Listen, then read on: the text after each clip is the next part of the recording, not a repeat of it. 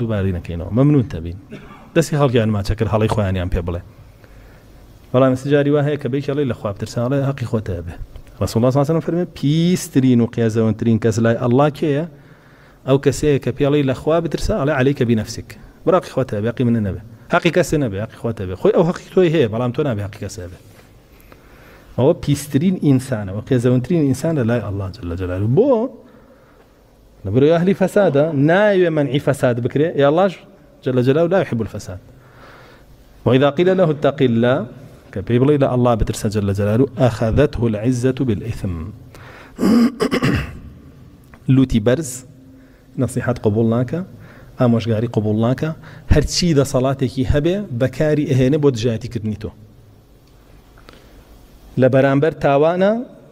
ئەنجامدانی بە ئاشکرا کە دەسەڵاتی هەبێت زۆر بە عیزەتەوە ئەنجامیەدا زۆر طبیعیە ڕوا ئەنجامیەدا و بە دیار هەموو عالەمە و ناشترسێ و باش شێزانێ خۆشی بۆ ڕازێنێتەوە ئەنجاڕوە خەڵکیش بە شوێن خۆی خا ئەنجاڕوە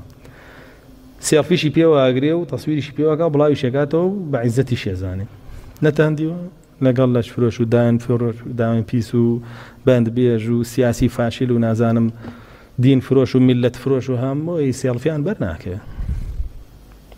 چونکە منافقەکان عیزەت بەوانەوە بینن وەو کردارانەیەوان بە کردداری ئەهلی عیزەت ئەزان و خۆشیان بە ئەهلی عیزەت ئەزان پێشیان بڵێ ڕۆڵە ئەمە باش نییە تۆ وا مەکە ئەمە غەڵەتە ئەوانە چین تۆ لەگەڵ ئەو هەڵەسێت ئیتر دەمی بەکێ بگا سوکاتی پێیەکە لە پیاوچاکان و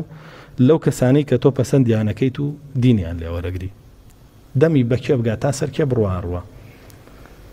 ناوەستێ ئەوە حاڵی منافق ئامۆژگاری وەرناگرێ